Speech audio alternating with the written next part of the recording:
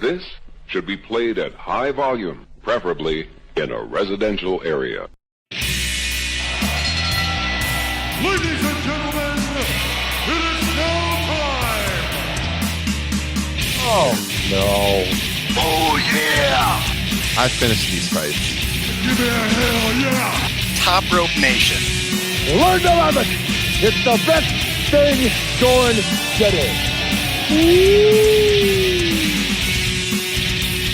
The Maharaja of Pro Wrestling Podcast, Top Rope Nation, on the air, presented by TopRopePress.com. As always, I am Ryan Drosty, joined here as always by my sidekicks, Kyle Ross, Justin Joint. We're going to get to them in just a second. We're talking all things pro wrestling this week. We'll talk WWE Backlash, NXT TakeOver, of course, Jinder Mahal, and maybe some Owen Hart memories at the end, since we had the anniversary of his passing yesterday as we record this on Wednesday. Before we get to that, guys, if you are listening to us right now on iTunes, go ahead and leave a review. Look up Top Rope Nation. You'll find the podcast on there. Leave us a 5-star review. Leave us a comment. Let people know why you like listening to the show. Going to start something new this week. If you leave us a review on iTunes, we will read it on the air. We will also put a screenshot of it up here on the YouTube show if you're watching the show live or on demand on our YouTube page with Top Rope Press. Here's a couple of reviews to whet your appetite. This was from Hawkeye N7, and he said, Top Rope Nation is a great podcast. These guys are quickly becoming a go-to source for news, analysis, and enjoyable discussions of professional wrestling. Gotta love that one. We've got these guys followed me on Twitter a while back, and I'm glad they did. Great weekly podcast, easy to listen to, and hosts are full of knowledge. A 5-star podcast. And this one, it looks like he was new to the show. This is from King Walty 89. Guys are pretty solid. Great show. Thanks for the review. So guys, if you're listening, go ahead, give us a shout out on iTunes, leave us a review. We will read it on the air for you next week. So with that being said, I think Kyle's having some technical difficulties, but I got Justin Joint on the line here. Justin, how is your week going? Not too bad. Not too bad. I'm ready for this Punjabi podcast. Yeah, that's right. That is right. I think Jinder Mahal would appreciate this podcast. We've been on the Jinder bandwagon for a while here on Top Rope Nation, and we talked about it last week. We all really wanted Jinder Mahal to win the match, but we didn't think it really had a chance. And then Saturday, those betting odds came out, and there was a chance and it went down. Kyle, how pumped were you when Jinder Mahal won the WWE Championship? A lot more pumped than I was when my computer just went dead there for a minute, man. I looked up for my notes. I looked up for my notes, and there's Justin smiling. I have no idea what happened there. I have no idea. My computer just literally just like blanked out, and I panicked. So I'm glad I was able to join. Yeah, like you, when you sent me that tweet on Saturday that the betting odds had switched, you know, those are usually reliable indicators. So I was like, okay, maybe they're going to do it. We'll get into it. I don't know how quote unquote last minute it was. Obviously, it was late in the week that this call was, you know, kind of made known throughout the company. But given what's happened kind of with Rusev's storyline, how that's gone away, this was not something that's been planned for a long time. Right. But, you know, I mean, I think like most thing, well, you know, I think is in terms of the reaction, it's skewed more heavy, that there are people more angry about it, I think, than there are more people like fired up about it. I just don't understand why people would be that angry about this. There's no reason to be. Let's talk about the anger. I know Justin's got some thoughts on that. Apparently Reddit shut down. They were so pissed off. Our friends over at Squared Circle on Reddit, I don't know if they really are friends. I go on there once in a while, and sometimes I read some questionable content on Reddit, but man, they went, would they have a 5-minute shutdown or something? That's ridiculous. That's crazy, man. Justin and I were texting that night, and it was like a full Twitter meltdown. What the heck is going on here? I didn't realize there's so many.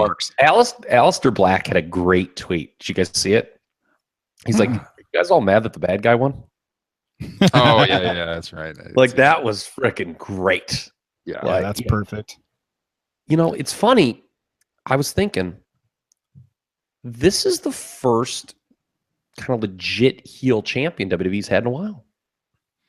I love it. It's fresh. What is there to not like about this? Yes. Because when you look back at the heel champions, I was there, so I can attest to this. Brock Lesnar, when he beat Goldberg, was cheered by a large portion of the audience. Who's Brock Lesnar? But he's your WWE Universal Champion. You have not seen him since then, but he is still then. He may have been on Raw the next night. He was on Raw the next night, but whatever. It's immaterial. But if you look back at other heel characters that have won the title, you had Bray Wyatt, Kevin Owens, AJ Styles since the brand split, right? But those three heels all got "you deserve it" chants when they won. This is a genuine heel title win that is supposed to piss you off. Yeah.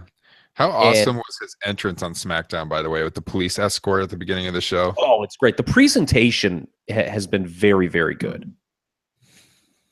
Yeah, I loved it. I loved every second of it on SmackDown, I got to say. People are probably tuning us out right now. They're just like about to have a coronary watching this show. Well, and let's see what their side of the argument is he was basically a jobber like a month ago. I'm not convinced that he is a champion level talent just from his in-ring work. But he's been good on the mic. I like the character. It was a surprise. And Randy Orton is about as stale of a champion as you can get. So I'm glad they mixed it up. And not to mention apparently they have a tour of India coming up. So it's also a really smart business move. Yes. I mean, that's what I wrote. I mean, there is a business strategy behind doing this. Vince McMahon, I mean, right? I mean, I think that's out there now that Vince very much wants to tap into that Indian market. And, you know, he sees, you know, ethnic champions have been a huge staple of WWE, you know, going back in the 70s. I mean, that was huge. And, you know, there's a name that I've been thinking of when I look at the presentation of Mahal over the last week or so that not a lot of people have mentioned, and that's Alberto Del Rio. And what a lousy job they did presenting him as, you know, as an ethnic character, right? I mean, like Mex America, that was trash. And then going back, remember when they wanted to have him be this babyface character to really tap in to the Hispanic market, and they did it so poorly. Yeah, they had him just saying things. It's like, no. This is the way to do it. Where, okay, he's a heel in the U.S., but like he's very much, you know, when they do the tour of India, he's going to get a hero's welcome.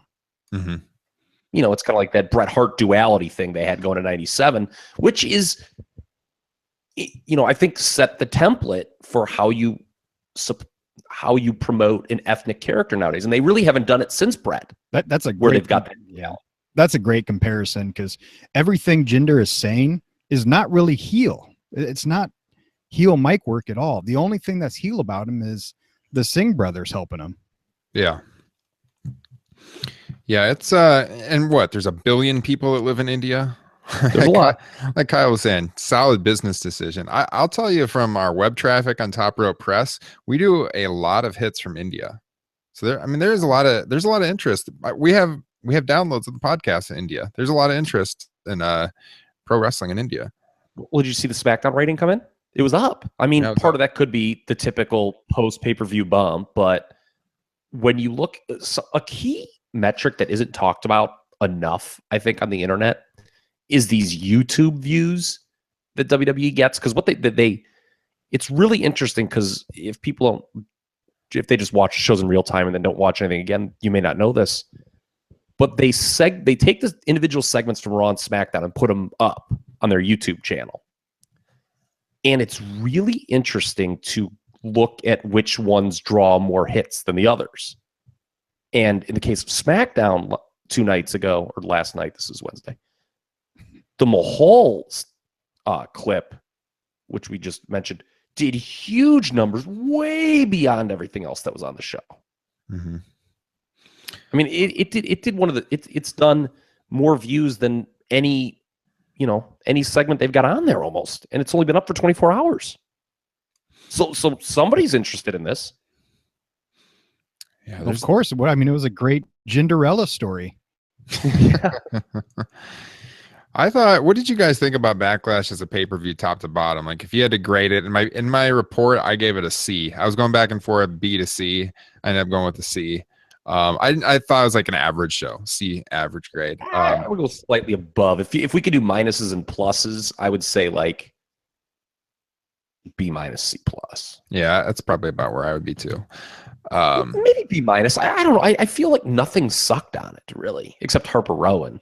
That's why I gave it an average grade. I think it was all decent, just nothing like the Owen Styles match was good, but it was hampered by the ending that they were going to have, which they had to do.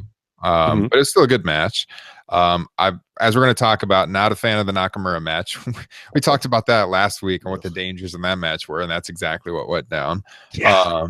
I liked Jinder winning the title. Obviously, the women's match was, it was there. It was decent. Nothing blow away.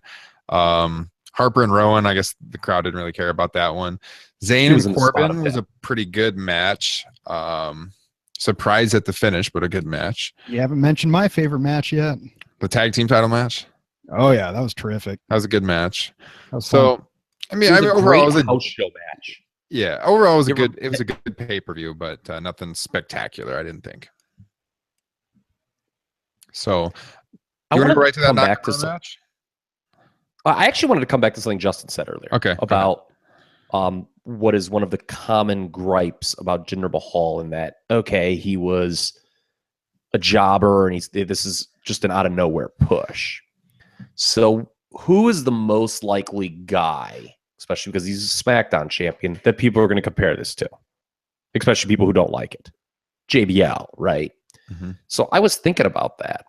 And the problem with JBL is he'd been with the company a long time before they just shot him to the moon. And he was very much defined as a member of the Acolytes. Yeah. He'd been around for 6 years.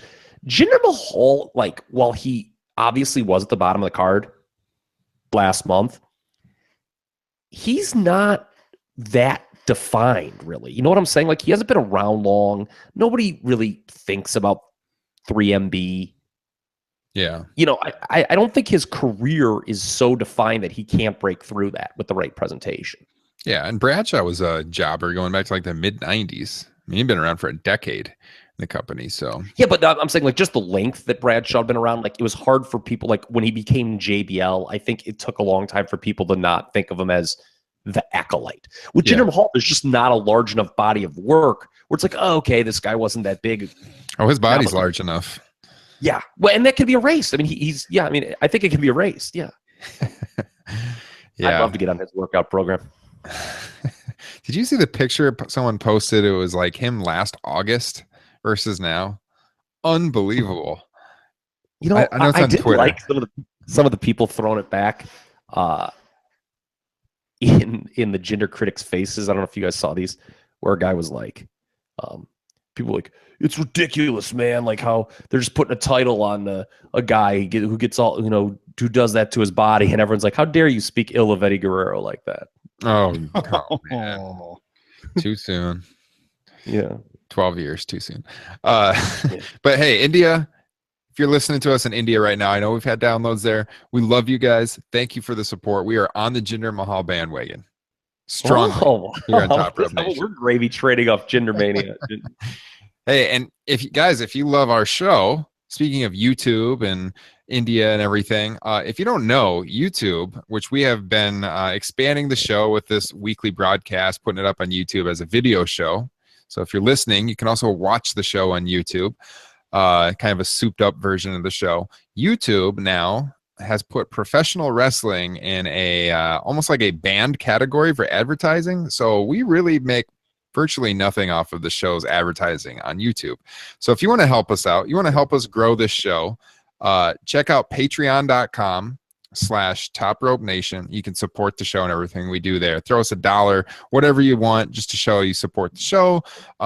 If you pledge enough, we'll send you a free t-shirt. You get access to exclusive shows. So that is something you can do to help out the show. Did you guys hear about that on YouTube? That's kind of been the big controversy lately. Yeah. Now, WWE is apparently doing okay, even though, as people have argued, they're kind of the ones who bring the image of pro wrestling down. But yeah, pro wrestling basically on YouTube is a wasteland. I saw What Culture Pro Wrestling had to cancel some shows because they lost so much advertising revenue on their YouTube page. Yeah, I was getting real concerned with, like the CWF Mid-Atlantic show, which is great. And they just posted every Wednesday. I was getting concerned that because that news came right before we didn't even talked about Trevor Lever's Chip Day. I'm going to bring that up in a little bit again. But right before that match was going to air, that news broke. I'm like, oh my God, please don't tell me CWF Mid-Atlantic's going to go away. Thankfully it hasn't. But yeah, I mean, it's there's a lot of companies who are getting creative with their YouTube, and it was, kind of a big part of their promotion. It sucks. It's not like we were making big money. The news, not promoting on YouTube. Yeah, it's not like our show's making big money or anything. I mean, we've got a strong group of supporters that support us every week, and it's growing. We get a few thousand people that watch the show or listen to the podcast version.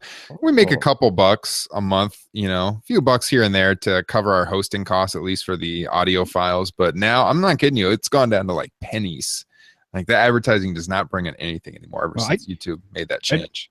I want our listeners to know that if they contribute to our Patreon, I can be bought. I will root for who you tell me. Right? That's what I will talk about. He will switch his favorites on a whim just for you. Tell him who you want Justin to advocate for on the show weekly, and he'll do it. He'll sell it hard. Yep. I will sell out. He'll buy in. Right. There you go. All right, so guys, that Shinsuke Nakamura match, his main roster debut, first match on Backlash. Were you guys shocked that was the first match when it started? Yes and no. I was surprised. I mean, the whole show was all the advertising was built around it. People have always kind of, going back, 10, 15 years of done this thing where they fall in love with the poster of the show. I never bought it as being the main event. I'll say that because the result was a formality. I didn't think for a second the match would go on last. I had just read, actually, this morning, the theory that it was put on first because of the NBA playoffs. Didn't they do this in October? Wasn't there there was a 3-way pay-per-view? It's embarrassing that I can remember a 1988 card the back of my hand, but I can't remember October. I'm the same way. I can't. It was a 3-way. John Cena was in it. Remember, Ryan? I feel we talked about that. They led off the show with a triple threat for the world title because it was going up against something. It must have been a presidential playoffs. Oh, it could have been presidential. Yeah, it probably was a presidential debate actually. But yeah, John Cena was in it. It was Cena Ambrose Styles. It was actually a really good match. But remember, they led the pay-per-view off with it, and so I guess there was a little concern within WWE. They're we've got this half hour to ourselves. We'll put Nakamura on. I don't know if I agree with that. But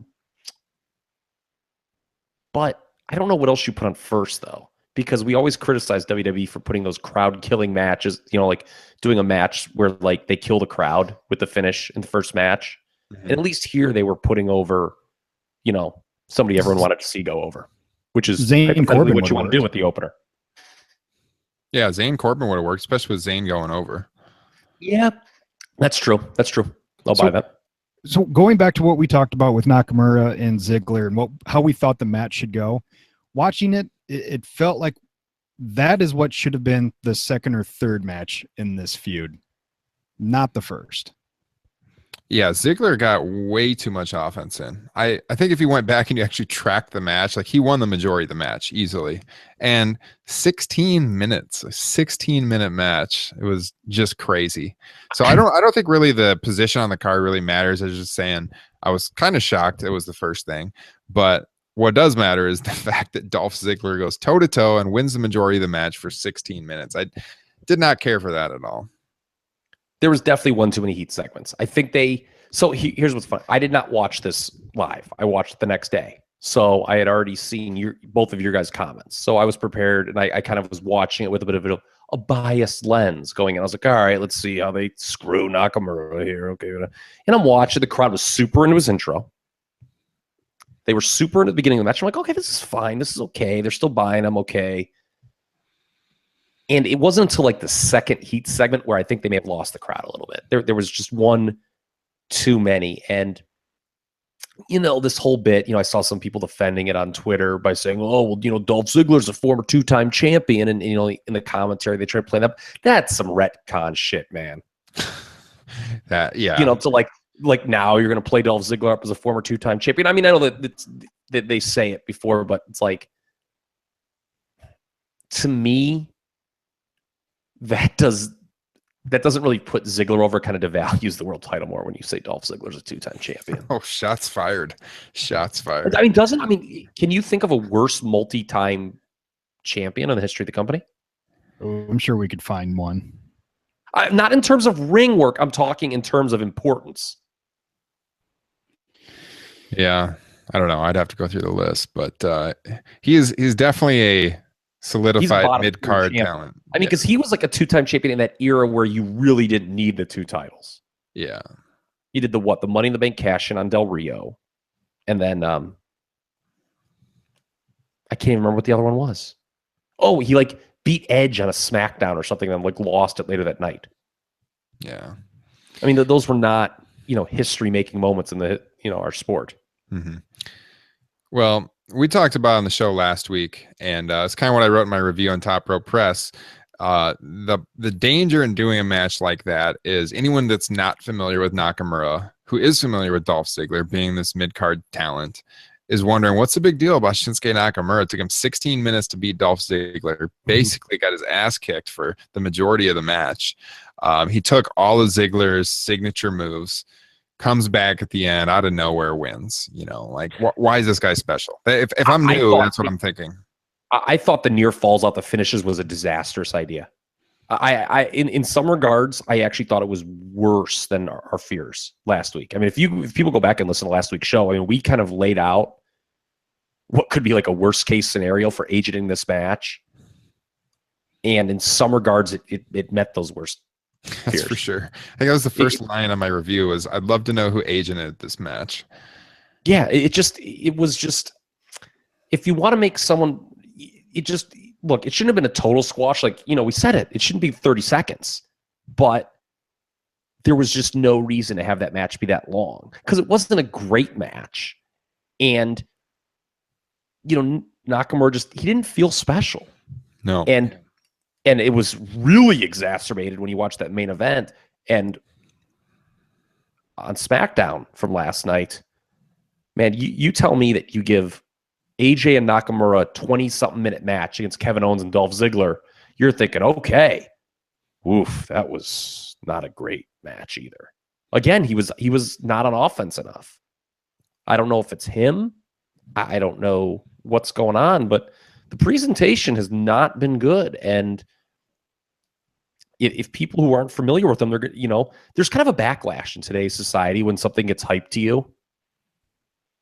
And if it doesn't live up to your expectations, people are quick to turn on things. Mm-hmm. And I'm not saying this is a disaster. I mean, he's talented enough to get through it. I think on Sunday, he was still very over by the end of the match. But, man, they need more squash matches on WWE television. They really do. Because that's what enables new characters to get themselves over. I just went through the list of WWE champions and world heavyweight champions, and I'm pretty sure you're right. It's multi-time. Who's worse than who's less relevant than Dolph Ziggler? And there's people that you could make an argument that maybe they shouldn't have got Rey Mysterio. I think he should have, but I mean, Jack Swagger is a one-time champion, so you can't lump him in there. Yeah, I think that's you're what I'm saying. Some of the one-time champions are worse, but God, that Swagger thing was horrible. But yeah, I mean, as far as a guy who got it twice, talk about two meaningless runs. Yeah, you hear 2-time champion, what empty praise that is for Dolph Ziggler. Two meaningless runs. Well, they made sure to point out at the beginning of SmackDown that he was the former Money in the Bank winner, so he is in that match.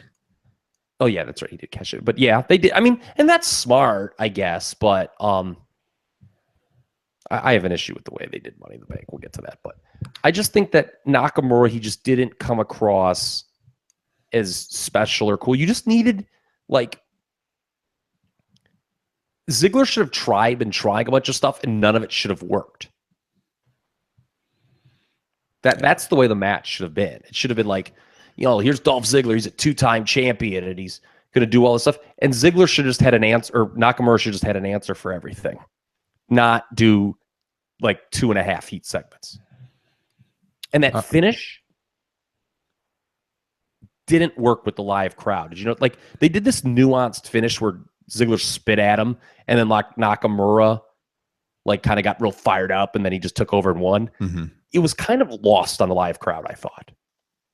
Yeah, it's something that's hard to see if you're in the venue with 15,000 people. Yeah. It reminded me of the Bliss Bailey finish from Payback, which was also nuanced and lost. Like, so they did that spot where Bailey hit her head on the post, but then she like kind of shrugged it off for a little bit, got the inside cradle, whereas to the point that you almost thought, okay, maybe she was faking it, and then Bliss hit the DDT out of nowhere and just pinned her clean. Yeah. And, the nuance was supposed to be, well, okay, that's what she gets for hitting her head. But the crowd didn't pick up on it. The live crowd didn't pick up on it at all. So, yeah, this just, I didn't like the way the match was laid out at all Sunday. So let's take this right into the Money in the Bank. So we got 6 people announced for the Money in the Bank. Nakamura wasn't out there right away. Ziggler was. I assumed watching it that Nakamura would be added, but that would have been pretty disastrous if he wasn't, and the guy who he beat the night before is out there. So we've got Sami Zayn, Baron Corbin, AJ Styles, Nakamura, Kevin Owens, and then Ziggler. And we'll go back to Backlash here in a minute, but I think this flows pretty well with the conversation we're talking about right now. So out of those 6 guys, I mean, there's a lot of directions they could go here. I think this is going to be a hard one to predict. Kyle, you said you have some issues with how they presented the Money in the Bank. I hated that segment so much. I hated that segment. I hate when like I thought Corbin's promo was okay, but like the whole thing where like everyone else just gets a turn with the mic, I hate those promos so much. And they just like kind of just say things that are meaningless. Even Nakamura's like, you can call me Mr. Money, like it just meant nothing. Do you think Nakamura should just not talk? I was thinking that watching the show, like he had that, and they had the backstage segment with AJ. He comes off kind of, they have him being kind of comical. So I don't know. Would he be better just as like a strong, silent guy that never talks? I mean, people are into him either way. Maybe. So I don't know. I'm not sure it really adds much to his character. It could be more detrimental. I mean, he has not cut a home run promo yet on the main roster, but I mean, it's been so limited. But yeah. My main issue though was, so you talk about, I also was pretty convinced they were waiting for Nakamura to come out last. Okay, which is a good sign. By the way, it means they think highly of him. They wanted to save, quote unquote, the best for last. But they did that thing with Owens, right? Where Owens came out thinking he was the guy, and then Shane's like, you're not the guy, here's the guy. And they had announced it initially as a 5-man match, as I dropped my pen. And then the damnedest thing happened. Owens gets in there and just kind of like states his case as to why he should be in. And Shane's like, okay, you're in. Like, yeah, we talked about SmackDown kind of taking these bizarre routes to get to the finish line before with that Orton Wyatt program. Why even do that? Why even like do the psych out that it's gonna be 5-man, just like to make your GM kind of look dumb? Yeah. And be like, okay, you're in. You're right. You know, because he made good points. Like it just made Owens is like, I won last night. There's people who lost last night in this. I'm the US champion. Why am I not in this? And like the GM's out there's like, yeah, it's pretty good point. You're in. Like when they had done the thing with Nakamura coming out in front of Owens, I don't know about you guys. I was like, okay, this is how they're going to get to the Owens-Nakamura feud. Owens is going to be pissed that they picked Nakamura over him, and he's going to cost him the match. And I was like, that's not a bad storyline to do. And then they're not doing that. Yeah, they could still do it coming out of the match. Well, I mean, I guess you could cost him, but like it would be, I think it would mean more if Owens wasn't in the match and cost him. Yeah. To set up a U.S. title match. And then Owens could have just done a U.S. title. I know that would have upset Dave Meltzer not having your secondary champion in a multi-person match, but that's just too bad. Yeah. if you're gonna look at who's gonna come out on top in this thing, I mean, to me, it's gonna be one of three guys, and I don't know what's going on with Baron Corbin right now. I mean, he took the clean loss to Orton. Then a few days later, he loses at Backlash clean. Then he lost clean really quickly on SmackDown again to Sami Zayn. So it seems like they're rehabbing Sami Zayn, trying to make him into a more of a top level talent than he's been portrayed for the last year. Is this what do you guys think? I mean, Baron Corbin has been built up. We talked about squash matches. You know, this guy's been built up very well since the brand split started. Is this all cheapen where he's kind of got to over the last 9 months or so? Yeah, it kind of smells like a WWE's version of a swerve on people. Yes. Like, oh, look at it, he can't win anymore, and then he wins the Money in the Bank. Surprise! We totally got you guys. Completely agree. Completely. That's what it smells like to me. Yeah, it's I don't know why they do that either, Justin. Why they've got a guy who's going to win a big match and then they beat him a bunch of times before that. Yeah, 50, I don't get it at all. Yeah, I think I would pick Corbin just because I think by the time we get there, he's going to need it more than anyone else if they actually want this guy to be a main eventer. It's also kind of a heel gimmick, the briefcase, right? Yes, except when the babyface actually challenges for an upcoming event, then it works. Yes, like RVD, it worked. The second one, I'm trying to think who are some of the other baby faces that have won it where it's been like a. Because like there have been times when baby faces have done it and it's like a heel thing. Mm-hmm. You know, like CM Punk the first time. You know, he came down, he took advantage of Edge being out. Ambrose last year. Yeah. You know, I mean, it's kind of a heel move. Well, with this turns, with them actually having a heel champion, this could actually be a really good way to really boost either them win it, challenge Jinder for SummerSlam, and you know the crowd's going to erupt if either one of those guys actually won. Yeah, that's true. I mean, they could do that. You're right. I mean, because I think it all depends on how long they're keeping the title on Jinder. Too is something else to consider. I'm going to guess he's going to break Bruno Sammartino's record. That's my guess. Well, then whoever wins the Money in the Bank ain't going to. It doesn't matter because that means they won't cash in. I guess it's going to be Ziggler then. It means you'll have 8 failed cash-ins, by the way, I think, on Money in the Bank. Yeah, I don't know. I mean, I could see Styles winning it too. I think it's going to come down to Corbin, Styles, and Nakamura, probably one of those three. I don't see Owens winning it as the U.S. champion. Zayn, no. And I don't see Styles because I think we're going to get this Owens and Styles feud for a while. Yeah, I mean, the way, obviously the finish, you kind of alluded to, Ryan, before the count-out finish, that very clearly was done with the intent of, okay, there's more matches to come. Yeah. So, yeah, the first one, pretty good match, but I think we got more, probably better matches on the horizon. I had no problem with them doing that. We talked about how the finish would be interesting. In our preview, we talked about that it was likely to be done in a manner where the loser would be allowed to kind of still, look strong. Mm-hmm. It was creative. Can't remember seeing that before. Anything on Backlash that we didn't mention that you guys want to cover besides Becky Lynch's haircut? What was that? I have no idea. She looked a little better on SmackDown. She kind of covered that up. No, I don't really. I couldn't tell what that said. Justin held up a sign to the camera, but I couldn't tell what it said. I'm ready to talk some NXT. Okay. Or TXN, I believe that's. Shut up backwards for us. See, it looks fine for me.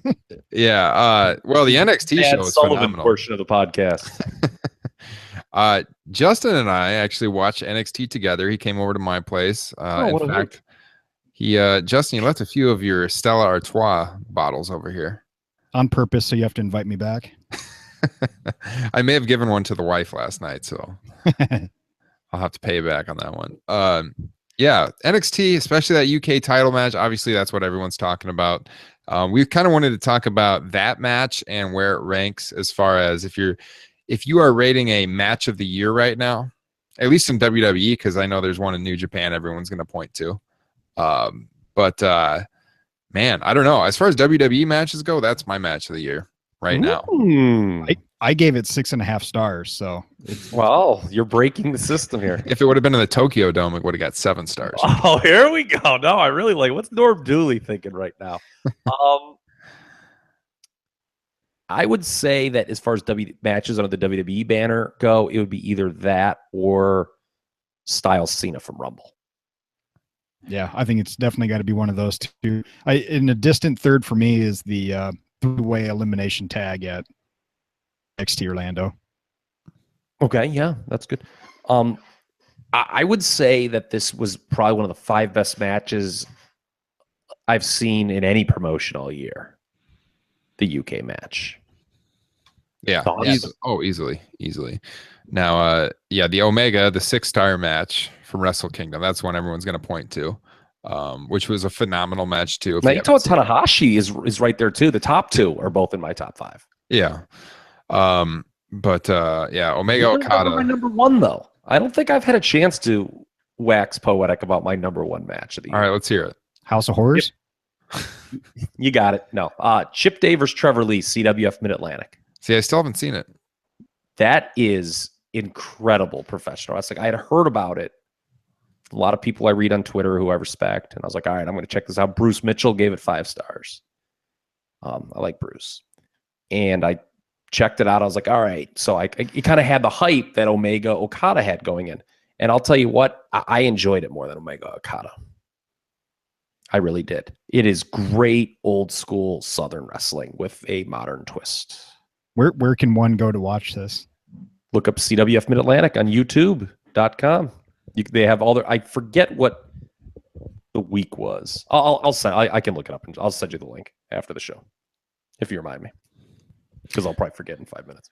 Well, we've had some phenomenal wrestling in the last 5 months. So I think once we get to the end of the year, there's been more great matches. Yeah, when we get to the end of the year and we're doing our best of 2017 show like we did last year, there's gonna be a lot of interesting discussion on that show, I think. Well, I'll tell you what, the Dunn and bit the ever living crap out of each other. That helicopter spin was the fastest one I've ever seen. Oh my God! And then they had the moment where it looked like they were actually beating the crap out of each other with those fists. Yeah, it was such an innovative match with spots like that were fresh or that you had never seen before. That's what puts it over the top for me. Yeah. The shooting star into the Hell's Gate lock, and then he just started wailing. It was fantastic. Yeah. Pete Dunne is a very, very good professional wrestler. I mean, I don't want to short sell Tyler Bate, but Pete Dunne, man, this guy is great. The bruiserweight. Yeah. I mean, he's very, very good. If he plays his cards right, he might beat a Jinder Mahal level someday. Wow. Someday. He's got to hit the gym a little more, though. Just to throw it out there, these guys are 23 years old and 20 years old, respectively. Yeah, that's crazy. Insane. Yeah. So I thought NXT was... I got 3 words for you. Cruiserweight Classic. That's 2. I thought the show NXT was basically a show of 2 moments. It was the UK title match and then the Ciampa turn at the end, which was just unbelievable. Oh, so good. All that was missing in that turn was a barbershop window for him to get thrown. Yes. That was all that was missing. Yeah, it was. Justin and I were watching it and we're like, are they going off the air like this? And we kind of talked about earlier in the night, we were talking about when they were going to split them and how we wanted to see them get a run on the main roster as a tag team. But this feud they're going to have this summer for NXT, that's going to carry the NXT brand. Yes. So man, put that strap on Gargano. Let's do it. I want to see it. Yeah. Yes, I believe, we've talked about that before. I think it's a long-term approach though, just I mean, you don't want to do it like at the Brooklyn takeover. I think it's something maybe you build to very long-term. Johnny Gargano is top babyface written all over him. But yeah. Did you guys think once they put Rude Atami on not last, and we knew we knew DIY was going on last, the ladder match. Did the alarm bell start to go off? Okay, they may do the turn here. Yes, for me, but I was also thinking it's either almost definitely the turn, but then I was like, well, that seems a little too premeditated. So maybe this is just like the send off for like they're gonna lose, and then the DIY is gonna go up to Raw or SmackDown. Okay, that's true. And maybe they can do the turn up in the main roster when they put them on last. For a while, we were wondering if the match was even happening because we had the injury at the house show. And when Rude first came out, Justin and I thought maybe that was the last match and they weren't even going to have it. So we were a little confused at first. But yeah, I think when the match started, I think I was more thinking it was a send-off, just like Justin was. Okay. And that's what it appeared to be until the turn. And did you guys hear that I read on Twitter from some people that were there that Tommaso Ciampa just sat there motionless on the table while the fans exited the arena. Like he just sat out there. Yes, I saw a long time. That's pretty cool. It was really good. Oh, psycho killer forever. Yeah. Like this feud is going to be amazing. Yeah. So this is some really good stuff. I really enjoyed NXT. I enjoyed it more than Backlash. Easily. Oh yeah. It was a far better show. There's just that. What do we think about Bobby Roode's next contender? Okay, I've been giving this some thought. It looked like they may be going with a Hideo Itami heel turn and possibly a feud with Ono. Yes. And so to me, that only leaves 3 guys to feud. Okay, I with have Bobby Roode as well. Drew McIntyre. Yep. Aleister Black. Yep. And who I think they'll go with Roderick Strong. Yes, those are my 3 as well. Aleister Black, this guy, talk another big talent in NXT. Great presentation. Yeah, that's how you present a new guy. Now, Strong doesn't really have great presentation, so no, but I might be a little surprised if he gets pushed to that spot. To be honest, yeah, but you know, as a soon-to-be dad, by God, am I just falling for this man's story? That he's so good in the ring too. Triple H was a little down on him in the conference call, the NXT conference call last week. Well, I think, I knew people were going to say that. I think it was he was kind of telling the truth because he is kind of bland without some sort of organic storyline like that. Mm-hmm. And I think he was like, yeah, okay, he's a good wrestler, but like, you know, with this storyline, I think he kind of was like, well, we could take it next level with him. What that next level is, I don't know. Well, it never stopped Randy Orton from being a 13-time world champion, being bland, that is. By the way, we need to say something about Randy Orton. I meant to do this. So he is, and talk about no one being upset about getting the old hometown defeat, because Money in the Bank's in St. Louis when he takes on Mahal. Yeah. I mean, no one's going to be bitching about the guy losing his hometown then, right? And I got to tell the people, we won't be. St. Louis. Imagine drinking that piss poor Anheuser-Busch product when you can have something like the Maharaja. Okay, I mean, I was waiting for that. Bud Light. There is some really good breweries in St. Louis that are not Anheuser-Busch, though. Well, there are. Oh yeah, there's one called Four Hands Brewery, which I have been to. Solid beers. There is Schlafly Brewery, makes one of the best pumpkin beers out there. I think I might have referenced it last fall on the podcast. And let's see there's another one called O'Fallon that's pretty good. You just got to get away from the Budweiser because that is Budweiser barely qualifies as beer. Yeah. I've only been to St. Louis once, and for legal reasons, we can't really go into that. So maybe we'll have to send you back for Money in the Bank so you can just harass Randy Orton from ringside. Yeah. I think the real story here, though, coming out of this weekend is that NXT has kind of reinvented themselves, and I think they're hitting their stride again after a couple down months. For sure. I think there's a lot of interest again. Well, you know what it is? The matches are always fresh on these takeovers. Like, what's the success rate of these? I mean, when was the last time there was a bad takeover? I can't remember the last bad takeover. Yeah, these are virtually, I rarely see the weekly show anymore, but I always watch TakeOver, obviously, and you're never let down. Because the matchups are fresh. Whereas, you know, this will be a great segue if we want to double back to Raw now. So SmackDown's got the Money in the Bank coming up. Raw's got this Fatal 5-Way for Extreme Rules, right? it's how much 50-50 booking are we going to sit through in the next couple of weeks where it's these guys in these multi-person matches just trading wins on TV, and by the time you get to the big match, you don't care that much. Yeah. Whereas all the personalities in NXT, they tend to put them all over going into the show. Mm-hmm.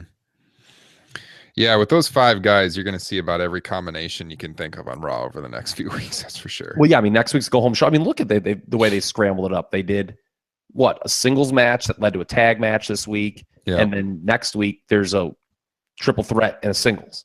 So cover their bases pretty much. I would rather just see all 5 guys getting put over on a weekly basis. Who do we think? We talked about this recently for the first challenger to Brock Lesnar since WrestleMania. Who do we think it's going to be coming out of? Because they sure gave the rub to Finn Balor on Raw with the Paul Heyman segment. Yes, I think it's going to be Balor. Ugh, man, just to get I mean, I guess it depends on the match at the pay-per-view, because I was going to say Great Balls of Fire, but WWE isn't even letting their guys say that. Hit it, Jerry Lee. Yeah, I'd rather see Rollins, but they definitely seem to be setting up Finn for the win. Well, now why would you rather see Rollins? Well, let's clarify if people have missed previous editions of the show. It's because the end result, you don't want to see Balor lose to Lesnar. Yes. Nor do I. As if you're watching on YouTube right now, you see Justin holding up his Finn Balor figure with the pregnancy test still attached. If you didn't know, Justin is expecting. Kyle's expecting. God, by the time this fall hits, you guys are both going to leave me. I'm going to be doing the podcast by myself. You're going to be up all night feeding babies. Get Roderick Strong. Get Roderick Strong to develop his personality. Yeah, that's daycare, right? Maternity leave will be over by that point, right? Talk about a lot of new dads. This is going to be like the dad/wrestling podcast. You guys, you can come to me for some advice. I got the little one myself now too. My God, putting yourself over is the learning tree. Hey, you guys get ready. Yeah, you guys get ready for never getting any full nights of sleep the rest of your life again. That sounds horrible. That's true. You'll get used to it. A lot of coffee. I don't sleep a lot anyway, so. Well, be prepared to be up every hour for the first few months. Well, I don't like that. It's worth it though. It is worth it. Okay, yes, that's right. It's worth it. Okay, yes. It'd be great. One other thing to hit on Raw, by the way, Kyle, you're a big fan of the Drifter. I was a little surprised to see this. Oh, the Drifter is one of the all-time great competitors. in a short period of time, the impact this guy has left on me is, what a great character, because I think all of America, not just wrestling, because all of America can agree, if there is one person you don't like, it's a guy who breaks out an acoustic guitar at a party. He's certainly no Dwayne Johnson 2003. I think he's better. No. What did he say? No. Those lyrics were so great. Yeah, what he talking about, the grandest of rapids or something like that? He kept his composure pretty well. That guy was drawing heat, man. Yeah, I was gonna say he kept his composure while the crowd was just booing the ever-loving crap out of him. He was dead serious. For a new character like that, the light went on. That's why that character works. The light went on quick. People are like, "Oh my freaking sweet Lord, this guy's gonna sing this song." I do love it when I hear the first note of the acoustic guitar backstage, and he's coming, and everyone kind of grandest of rap. Is that? Tell you what, they could outdo the Jinder heat. Let's get the Drifter going over Brock Lesnar at Great Balls of Fire. Oh my God. What a company. What an industry this could be. Could you imagine if our two world champions are the Drifter and Jinder Mahal? Now that is two champions we could be proud of. I am a fan of the character. I'm not sold on him in the ring yet, although he's been pretty solid. I was going to say I thought he was pretty good against Dean Ambrose. He's solid. I'm just not like, it's not a guy I'm dying to watch wrestle, but I do like the character a lot. It's entertaining. I guess we shouldn't say this given what we've seen with Jinder, but like, while the character's good, I think that it maybe kind of has its limitations too. It's not really a main event gimmick. And it's not like a gimmick you can milk for years. Well, the honky tonk man sang crappy songs for years. Yeah, but that really only worked well for a couple years. That's true. Although he's still milking it on Twitter. Yeah. I'll tell you what. 30 years later, buddy. Yeah. Guys, we got a few minutes left. Let's close on Owen Hart. It's May 23rd was yesterday. It was the 18-year anniversary of the death of Owen Hart, who for me as a kid was one of my all-time favorite wrestlers. I think we're all of the age where we can pretty clearly remember that Over the Edge pay-per-view in 1999. And so I just wanted to talk a little bit about his career, favorite memories of Owen Hart. We had a couple tribute columns up on topropepress.com. You can check out. I wrote one. This is from years ago, but I post it every year. I wrote it probably 16, 17 years ago now. And Abby Arthur wrote one, who was on the show last week. So you can check those out. Were you guys big Owen fans growing up, or was he, this is the era of where you were believing in the heels and you didn't like the heels, so you didn't like Owen Hart? Justin? That's me. I'm the second category. He worked me completely. Like, I almost even couldn't see how good he was in the ring because of how much he made me hate him. I just like the nugget stuff, and like it always felt like someone was just off with that dude. But he was terrific in the ring, and it's one of the few instances where I remember exactly where I was when I found out he died, and especially because my dad's not a wrestling fan, but I happened to be outside and he came out and told me. I know exactly where I was. Tragedy completely, but dude was amazing. Yeah, probably to me it's the all-time greatest tragedy in wrestling history, because Owen had nothing to do with his own demise. There's all these stories of sad deaths in wrestling, of course, and a lot of times, it's not like the people deserve to die, but they had somehow done it to themselves through their lifestyle or through their relationships. Owen was just, by all accounts, such a great guy that that's what made it so sad. Stupid. The means of which he died. That there was, I don't know. I don't want to open that can of worms. Yeah, he was not the guy that should have been coming down from the rafters. Nobody should have. It was a stupid stunt for a mid-card match. Yeah. Let's just fucking bottom line it, okay? I mean, I don't want to start reopening lawsuits here, but it was really dumb. What was to gain from that? But I was a huge Owen fan. You talk about ballsy out of the box booking. That night at WrestleMania 10, man, Vince McMahon, my hat's off to him that night. That was so great. And when you talk about like a 5-star match, for me, it's always kind of got to have some unique element to it where it had to be, kind of those two guys on that night at that time, which really limits somebody. I mean, I don't like to give out a lot of 5-star matches. Not that anyone cares, but whatever. But with that match he had with Brett at WrestleMania 10, man, you just can't duplicate the elements of that, because no one else would have done that for Owen. I mean, it's hard to imagine. He was not a superstar at all going to that show. He got into the one hot feud, and because it was his brother who was going on to win the world title later that night, puts him over. It's one of the greatest matches in WWE history. And I mean, you talk about overcoming something. I mean, in one fell swoop, he went from just kind of a guy everyone recognized was pretty talented in the ring to a bona fide star. I've always maintained, so Mania 10's obviously that and the ladder match are the two best matches. I've always preferred Brett and Owen. If I could watch one match from that show, I'm watching Brett and Owen over the ladder match.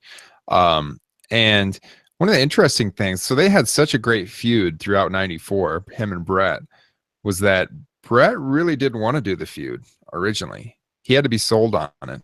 And Bruce Hart's the one who actually wrote most of the story for himself. Was presented to be said. Yeah, it was presented. Good old Bruce. Yes, he wanted to come in and do it, and Brett wasn't really sold on it. And as I remember hearing it, it was presented to Vince and the guys, and they kind of mulled it over for a while. And then eventually, when Brett signed on, they didn't wanted to do it. The higher ups in WWF wanted to do it with Owen, and just a great feud. The ladder match they had at SummerSlam at the United Center. I think it was the first show ever at the United Center. The cage match. Sorry, they also had a ladder match. I think on a house show maybe. Brett and Owen did at one point. I think there's like a fan cam of it out there. Yeah, but yeah, the ladder match is probably or the cage match. That's probably my favorite cage match of all time. Hell in a Cell. As far as the blue cage, yeah. If we're going like Hell in a Cell included, the first one with Michaels and Taker's up there, but the old cage match, yeah, this is probably my favorite cage match of all time. Yeah, because the escape rules always hampered those things, and they really like. There's that sequence early in the match where they start trading dives out the door, which is like really awesome. I think I had that as like my second best SummerSlam match ever in the countdown I did last summer. Yeah. So, yeah, just the way they use the whole family too. What's that? Over the Edge. Did you see that live, Justin? Over the Edge 99? No. You. What strikes me is I listened to another podcast, if I can, Bixen Span and Zellner earlier in the week. Neither of them watched it live. It's striking to me how few people, like how many like big time wrestling fans weren't actually watching the show. And they found like everyone's got their, Ryan, you talked about it in your piece. Everyone's kind of got their unique individual story, how they found out about the news. I was a freshman in college, and I cannot for the life of me remember what site it was, maybe like WrestleZone or something like that or something, but like probably was like some site that doesn't even exist anymore. I can't remember, but I was hitting like I was just sitting there. I'd gotten home, I'd been out, and I just was like, oh yeah, that's right, the pay-per-view's on it. Let me see if I can find results for it, what's going on. And I remember the headline, Owen Hart is dead. And I was like, what? And like, it was crazy because like, communicating like via the internet wasn't what it is like now. Even close. And I remember just being like, my buddy like messaged me, like Owen was his favorite wrestler. He's like, oh, WWE's like, so, they'll be out of business in 2 months, which was kind of a ridiculous statement to make. But yeah, it's just kind of weird how like, there were so many WWE pay-per-views I would watch live, but that one I just didn't. Like I wasn't, I would go home actually when I was in college to order them because we didn't have that capability in the dorms. But that one I was just like, yeah, this is skippable. And yeah, I remember turning on the computer and seeing Owen Hart is dead. It was an in your house, and it was still like kind of the era where like the in your house pay-per-views weren't always must see. I think that's part of it. They had done away with in your house by that point. Over the Edge was like part of the in your house branding though. Originally, yeah, but at that point they had stopped using the in your house moniker. Yeah, it was. I think that's why so many people weren't watching it though. It wasn't like one of the bigger pay-per-views. Yeah, we did not, and it wasn't like. God, by the way, I listened to a recap of like. I mean, this is like very trivial, like compared to, but WWE was not good in 1999. Yeah, the WrestleMania 99 was a huge letdown, I thought. People who like pine for the return of the Attitude Era, put on some 1999 and tell me you want to go back to that. If it wasn't for the star power on top, no thank you. I mean, there was some dreck. Yeah, we've talked about that before. The Attitude Era is, I think, highly remembered for the segments they would do on the shows more so than the matches, and the main event matches. But there were some terrible segments too. Yeah, but people always remember like the beer truck and But that's because of Steve Austin. Yeah, the top of the card was strong, but yeah, top to bottom, like we said, is not the best era of wrestling. Yeah, but it was just so needless when I was listening, going through some stuff, and the whole thing was just very needless to spoof Sting. Yeah, it's just, I don't know. It's really stupid. That was. I wasn't really a fan of Owens until the whole Hart Foundation era because I was before that not really smartened up. So I was kind of like Justin. I hated him for a long time because he was feuding with Brett, and I was a huge fan of Brett. But that Hart Foundation storyline 97 is still maybe my all-time favorite storyline. I love the whole thing, and that's when I really started admiring Owen. And then I liked what he did with the Lone Hart stuff after Brett left. I would have hoped they would have put him more in the main event scene than he ended up being. Yeah, well, he was hosed because guess what? The two main eventers didn't like him. Yeah. So they kind of missed the boat there because the crowd was really behind him for a while. I don't know if Ryan has announced this on this, but he was so into that storyline with the Hart Foundation that he actually bought a Canadian flag. This is a fact. It's true. I went to Walt Disney World that year in the summer of 97.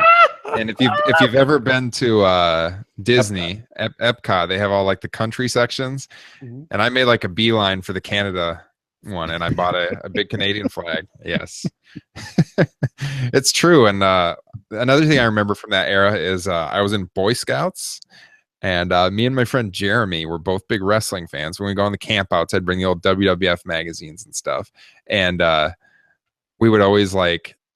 At the meetings, we'd kind of like spoof, and they'd be doing like the Pledge of Allegiance, and we would start saying, "Oh, Canada." Well, I guess we know what's playing us out this week. 2017. What's that? What'd you say, Kyle? Oh, a precursor to 2017. Yeah. Thinking of Canada. we were into that though. That storyline was fantastic. When I go back and watch retro stuff on the network, it's 97 Raws a lot of the time. That segment where Brett came down, like it was the week after the heel turn, which is maybe one of the 5 greatest promos I have ever seen in wrestling ever. The night after WrestleMania 13, where he just like lays it all, like lays the story out so beautifully. And he culminates with the American wrestling fans from coast to coast, kiss my ass. The next week, when Owen and I think it's the very next week, Owen and Davey are wrestling, because remember they were supposed to split up. Was the original storyline? They had been building that for months, but Brett, once he agreed to turn heel, was like, no, I'm going to do this Hart Foundation thing because he had creative control. That segment where Brett comes down and convinces them to stop fighting, and like he puts the end to him and Owen feuding. He's like, "Oh, and remember that bully I beat up for you?" And Owen like is doing like the crying and stuff. The neighbors. That is incredible. Yeah, that was so like, and they embrace, and like Owen's like crying, and Brett has that empty look, like I am like just the most hideous human being of all time. He says like, "I need your brother" or something like that. And then Owen just breaks down. Yes. Yeah, that is incredible television. Yeah, for any of our younger listeners, do yourself a favor. If you want to hear a hot crowd, go watch the In Your House Canadian Stampede. You will hear one of the hottest crowds that has ever witnessed a WWE event. It's incredible. Yeah, Calgary in July '97. That was the height of that storyline, man. It was crazy how the US and Canada was going back and forth, and they had booked shows just as it happened in Canada that summer. It was like they were going back and forth, US, Canada, like Raw every other week. It was perfect. And the fans were, it was like the fans were part of the storyline. And I think that storyline is really what turned around WWF. Oh yes, and without question. What happened in the Attitude Era. People forget Steve Austin's performance of that Canadian Stampede pay-per-view is jaw-dropping. Like the whole thing when they escort him out in handcuffs and he's just flipping off the crowd anyway. Yeah. That is just the most, like, LOD was kind of phoning it in, I guess you could make the argument during that time. And by kind of, I mean really. But everyone just playing their role. I mean, even like Brian Pillman. Like Pillman, obviously, his WWF run was so disappointing because of injury. But he looked like he was having the goddamn time of his life in that match. Like, remember when he like even gets in the ring and he starts doing the fall tapping with Ken Shamrock? He just runs in the ring and grabs Shamrock's arm. And he's like, he's tapping. Yeah. Like, that's just, that's incredible stuff. Yeah. Yeah, that's one of the greatest crowds of all time at that show. That's a great recommendation from Justin. Definitely check it out. I think our homework assignment for next week, we got to watch some Owen Hart on the WWE Network, guys. So, yeah, rest in peace, Owen. One of the greatest of all time. One of my favorite wrestlers of all time. Yes. You guys got any closing comments before we take it and hit the road this week? I don't think so, believe it or not. I don't know how I'm going to finish this Maharaja now. I brought a prop. I thought that would be a funny thing to do. Now I'm going to be 10%, baby. Yeah, I saw it at the liquor store the other day and thought of you. Oh, wow. For those unfamiliar with beer, 10% is a lot. Yes. All right, guys. Well, like we said earlier, subscribe on iTunes. Leave us a review. We'll read on the air next week if you leave us a review. Subscribe on YouTube. If you're watching the show on YouTube, you'll never miss a show. You get an alert in your email if you want every time we post a new video. So you can check that out. Check out topropepress.com. Patreon, of course, if you want to support the show. We've got t-shirts on Pro Wrestling Tees /Top Rope Press. And we will be back with you next week. Have a good weekend and stay safe over Memorial Day. Kyle, watch your alcohol intake. We'll be talking to you soon.